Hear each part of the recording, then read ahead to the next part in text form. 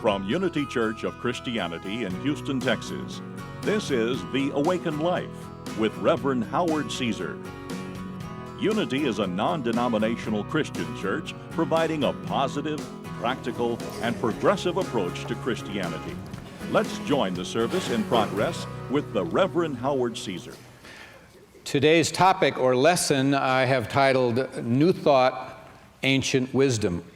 Now, many of you have attended Unity perhaps for a long time, some of you more recently, some have listened on television, and hopefully you like and value what it is that we offer and teach here. But you may not necessarily know how it is that Unity really came to be formed, how the teachings were arrived at, what were the strands that came together to kind of evolve into what we call Unity and its teachings today. And so I want to talk to you a little bit about our roots and what contributed to the creation of the movement we call Unity. You know, we like to say that Unity is a positive, practical, progressive approach to Christianity and spirituality. And I was actually the one that coined those three P's. They're used regular. They were always there. They always existed. We always were positive, practical, progressive. But I kind of put them together as one. And so you see them around in the Unity movement. But all three are very important words, and in terms of what unity represents. You know, when it comes to, I think, religion and spirituality, we all know that there's always more than one path, that people have choices that are out there and they can choose from. And you know, there are those that may want to argue that their way is the one way or their way is the only way and things like that. But we don't argue about that, because one of our teachings is that there are many paths that lead to God. And many of the great minds and mystics and teachers have spoken it very much in those terms. So the idea is that we evolve, and we're always shifting and changing, and sometimes we get to a place where we're asleep for a while, and then we sort of wake up and we hunger and thirst, and we have a readiness really to go to the next level. We have a readiness to kind of seek, knock, search, you know, knock at the door, and the divine opens, and we're fed and nourished at another level when we reach that readiness. So in Unity, much of the emphasis has been placed on around the teachings of the power of thought, of course. Not only that, but that's one of the main emphases, the power of thoughts, ideas, and beliefs, the energy that every thought carries, and the importance of really delivering a positive message, therefore, to the spiritual table each week or on a regular basis, what we stand for, so that people can be nourished and fed with something that is uplifting and meaningful and life-giving. So positive is important. And then we also want to be practical and choose to be practical, because people need to really, you know, believe what's being said. They have to see that it makes sense. They're able to integrate it and also get results from what it is that is being taught. And then also in Unity we teach that it is progressive, which means that it will have elements in its teaching that can be outside the box. They can be new, it can be different, can be beyond traditional views. Some, not all of the teachings, but it's kind of looking at it in a new way, taking you to another place, another way of looking at it. And so Unity had its beginnings actually in the late 1800s, and it's considered one branch of what is called New Thought. New Thought is an umbrella over a number of New Thought movements, Unity being one. And so New Thought includes movements that often had the term science in it, because around that time in the late 1800s, early 1900s, there was a lot going on trying to sort of combine religion with science, and actually the science of thought. And so there were movements like Christian Science and divine science and religious science, as I say. And actually, religious science came to be known as Centers for Creative Living, or Spiritual Living, as they're known now. But there were many other independent churches and organizations that evolved out of kind of the late 1800s, early 1900s. There was a lot going on at that time that lent itself towards that. And actually, the title, New Thought, the term, it really doesn't mean that we're offering teachings that are new or haven't been thought of before necessarily. It's just adding kind of a new thought to an old rigid line of thought that existed there in the 1800s. And so that emerged, some of the old doctrine and dogma that was rigid in some ways. And so it was being introduced into the mainstream. And what happened was there were, various things that took place in America which introduced sort of new ways of worship and new ways of thinking, religious-wise. And some of these things were the emergence of some Eastern teachings that had come to be. Bit by bit, they found their way into the consciousness of American life and an American way of looking at religion as well as they began to integrate. And so all of the New Thought movements, being kind of open-minded as they were influenced to some degree by the teachings of the East, those which came from India, and most specifically the Bhagavad Gita, the Vedanta, the Upanishads, which were all terms for some of the Hindu tradition. And so unity and New Thought, had this kind of blending of Eastern and Western thought. Now, so unity, what we say is it's New Thought, ancient wisdom. So that, it's a new present, it's really kind of a new presentation or of the old, the ancient, the universal ideas and truths, teachings and thoughts. It's kind of, it's not that they're new, it's bringing them new today from the old. You get what I'm saying? So that when we talk about New Thought, we often have hyphen ancient wisdom, New Thought, ancient wisdom. And that's my title today, of course. Now, some of the ideas and the teachings that distinguish unity, I think, and are sort of maybe distinguish it from mainstream Christianity, and may even have a hint of the Eastern, but aren't necessarily all that obvious, are things like the nature of God being good. We really emphasize that. Also that God is omnipresent, that God is a presence, that God's intelligence, the divine mind of God is everywhere, and you can tap into it. Connect your mind with the mind of God. That God indwells us. We talk about the Christ within. Of course, even Paul talked about Christ in you, your hope of glory. We teach that at our core, we have the nature of God, and therefore goodness, our higher self, our true essence is spiritual. Another teaching is that, of course, we say every Sunday, there's one presence and one power. Okay, we don't believe in evil. Evil is really the absence of good, the same way that darkness is the absence of light.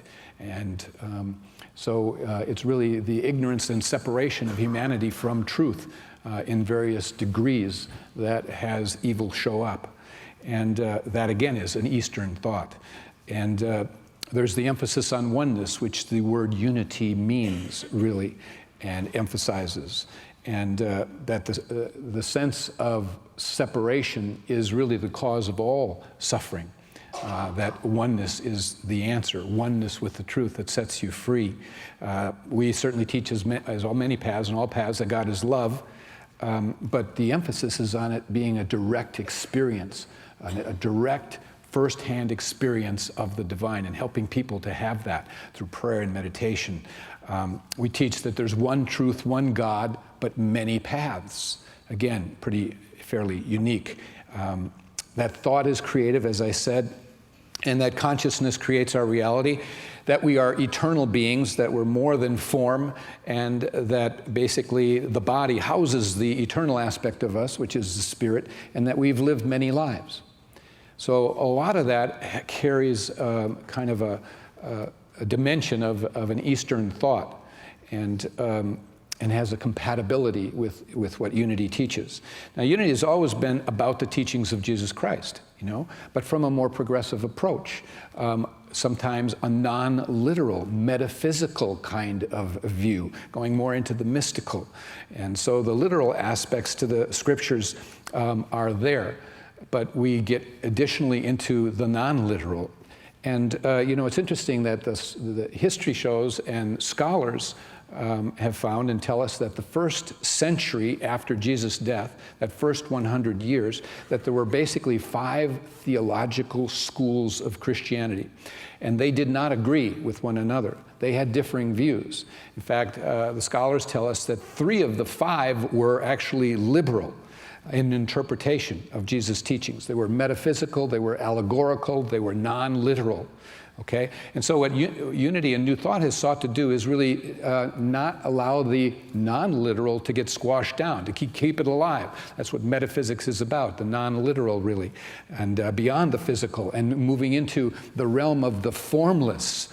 Science studies only objects, only what it can see and touch, and we're talking about spirituality in a realm of the formless that then moves into form, and it's a whole nother dimension. So how is it that New Thought really came into existence? Well, there were many strands, and I want to share just some of the strands that had an effect, including the Bhagavad Gita and the Upanishads. Keep in mind that the United States, the West, is not much more than 200 years old. It's very young. It's still a baby in terms of how, the sacred texts that have been around over time. The Vedas are known to be the world's oldest sacred texts. And when I refer to the word Vedanta, Vedanta is kind of the covering term for any reference to Vedas, the Bhagavad Gita, the Upanishads. That's the Vedanta. Okay, so in the early 19th century, in the 1800s, British scholars, they produced the first English translation of India's sacred texts. So prior to that, there had been all kinds of distortions and misunderstandings about teachings of the East because it really hadn't been put into English language to be able to really be seen and studied. And so it became more understood. And now Hinduism basically is distinct in that it has no central authority, it has no founding figure, it has no historical starting point, it has no single creed or canonical doctrine, it has many holy books rather than one. And these are all reasons why it has been called the world's largest disorganized religion. Okay? And a lot of people like that because, they have a resistance to organized religion because some of the history of organized religion has not been all that wonderful.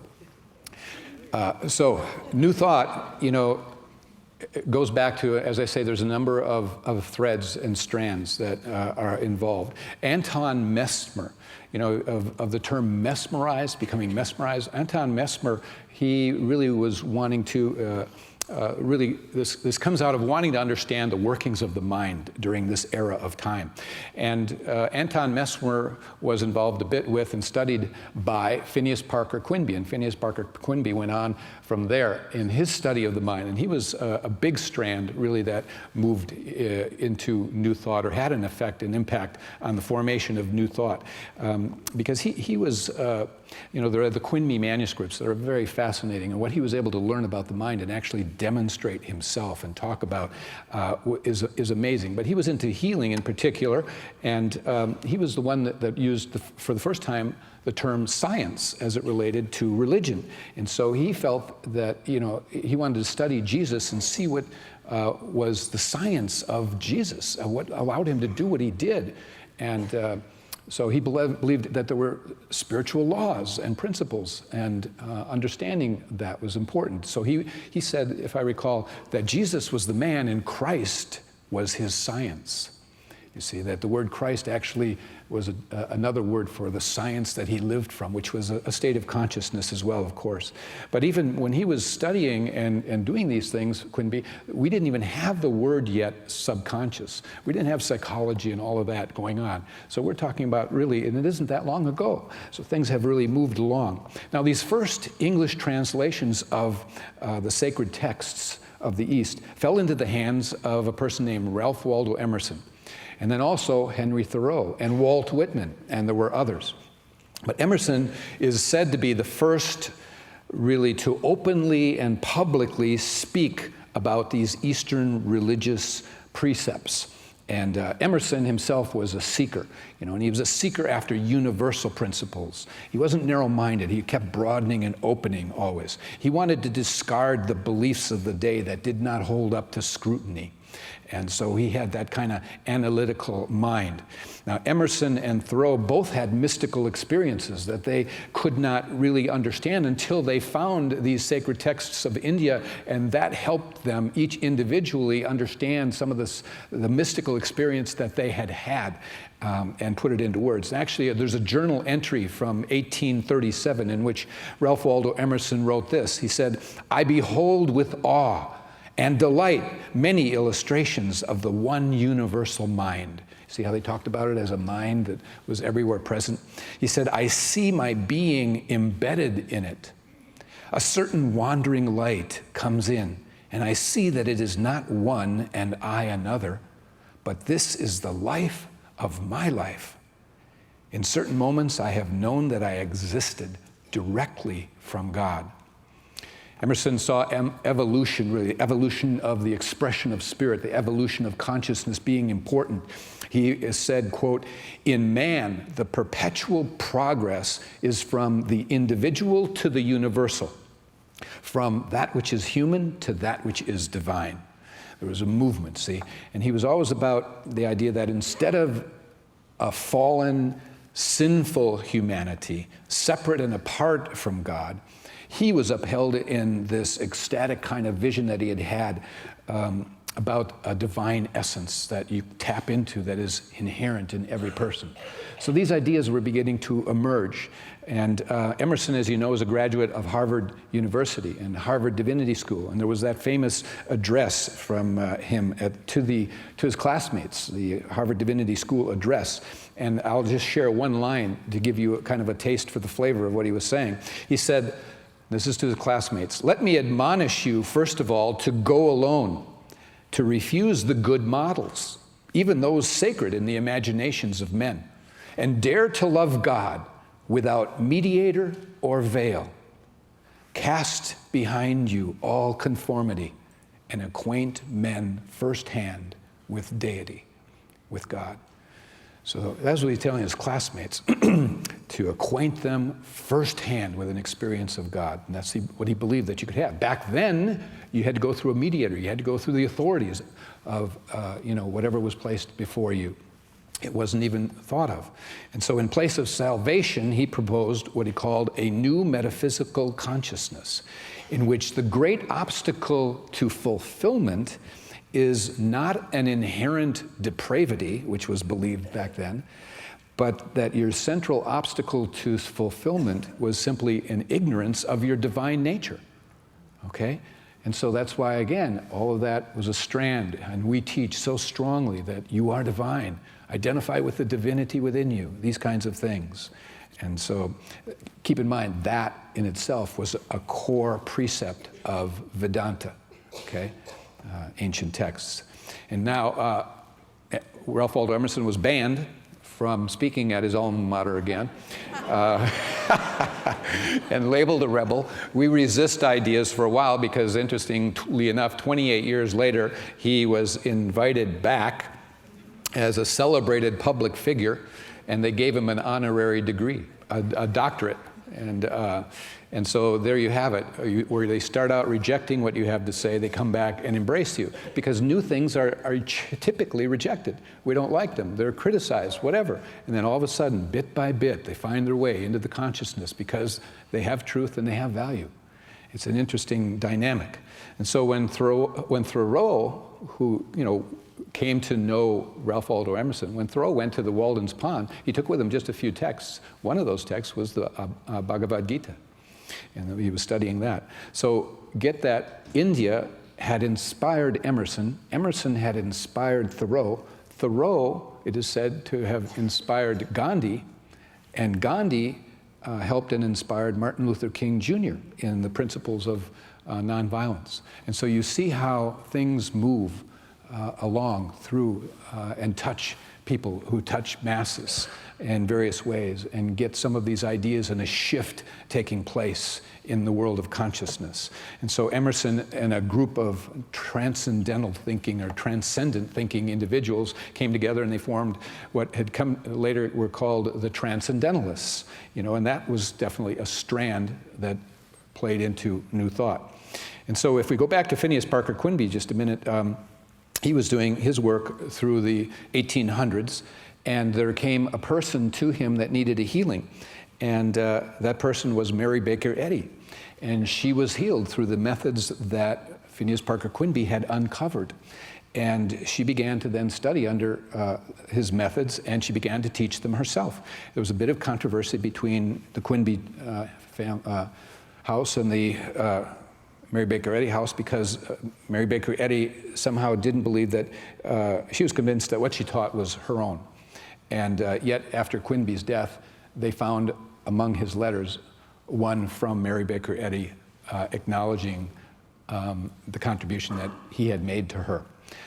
So, interesting note. Another interesting note is that, and Mary Baker Eddy did great work, and Christian Science is a great path and one of New Thought, but it basically is kind of closed-ended as to what Mary Baker Eddy said is what goes. And it's interesting, she was very protective of what she taught. So the text, which is the main text even to this day, Science and Health with the Key to the Scriptures, in the first 33 editions, it had quotes directly from the Bhagavad Gita, and it acknowledged the Bhagavad Gita in it. After the 33rd edition, they were removed. So it was, again, not really recognizing where some of the thoughts and ideas had come from. Emma Curtis Hopkins, a very well-known name in New Thought, worked with Mary Baker Eddy for a time, and she began to have some ideas of her own, which were squelched. So they had a parting of the ways. And Emma Curtis Hopkins believed that ideas belonged to everybody, and she wanted to get them out. And she went and actually created a metaphysical school, one in Boston and one in New York.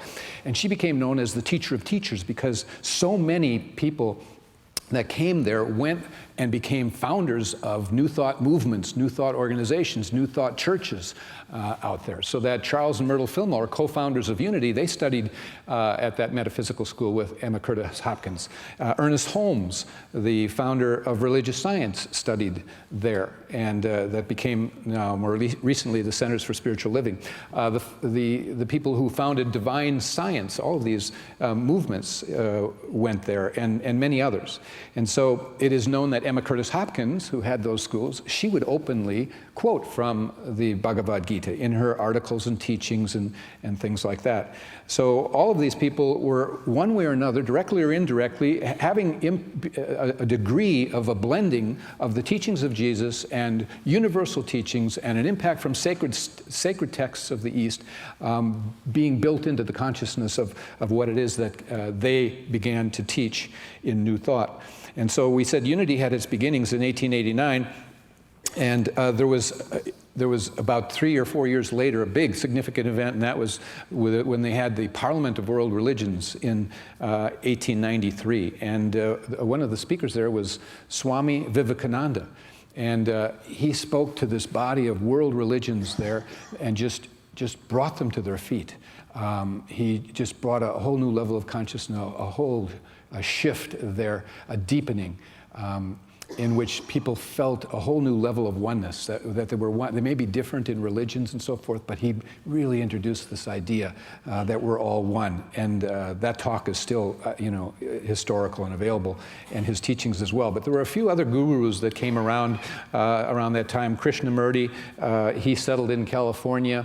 And actually, Charlie Chaplin and Greta Garbo and Charles Lawton and a number of well-known names would drive up the coast to where Krishnamurti was, and they would listen to him and study under him. And later, there were people like Aldous Huxley and Alan Watts and Joseph Campbell and others that became friends to Krishnamurti.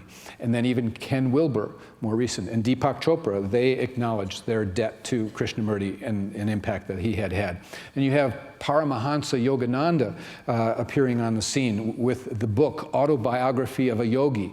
And you may or may not know, but they have sold over 400 million copies of that book. 400 million. It's not a million seller. So keep in mind the hunger that existed for people to be exposed to and come to know about some of these sacred texts and teachings of the East. And so with all of that, there were many gurus that came in the 60s and 70s, and with it came, again, a kind of an openness then to meditation and to yoga, of course, which is very common now today. And a big factor in the meditation thing was when Maharishi Mahesh Yogi came, and that was, he spoke in 1967, August of that, in London. And some really significant people were in the audience, and that was John, Paul, and George of the Beatles. And so they they went backstage, wanted to get his course. 2 days later, they went and took his 10-day course. That hit the media, because the Beatles were so big in that day. Anything they did was just big, big news. So it went in every newspaper from coast to coast. The Beatles had ditched LSD in favor of meditation. That impacted everybody who was into meditation then, and that's what put TM on the map. The Maharishi was on the Tonight Show, on the Today Show. He was on the cover of Time magazine. He was everywhere because the Beatles had endorsed meditation and they wanted to know more. So all of this began to seep into the consciousness of the West, you see. And you may or may not know, but Emmett Fox, spoke and he was a great metaphysician. He wanted to become a unity minister, and they said, no, you have to go through the school. Well, he was so evolved, he was like, I don't have to go through school. He was already speaking to thousands of people in Carnegie Hall, all right? And one of them that came to see him was Norman Vincent Peale. But before I go there, actually, you may or may not know that the organization AA, Alcoholics Anonymous, used as its first textbook prior to the creation of the Big Book, they used Emmett Fox's book, The Sermon on the Mount.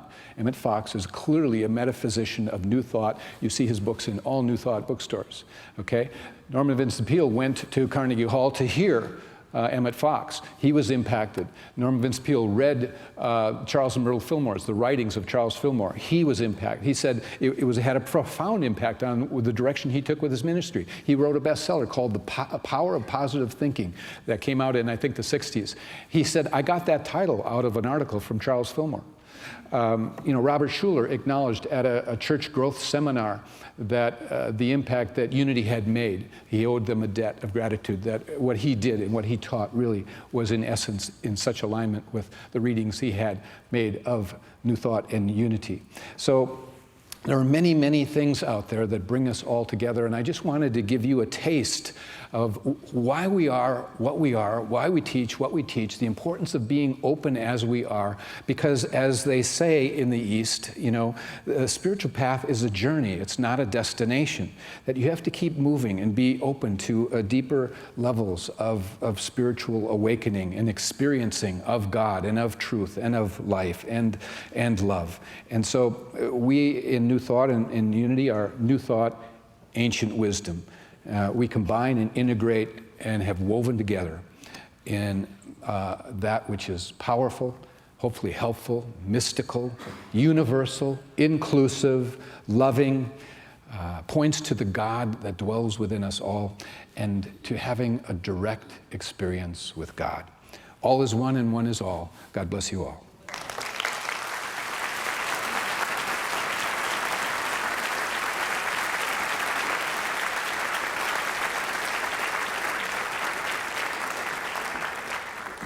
Thank you for joining us for today's message. We invite you to be with us again next Sunday.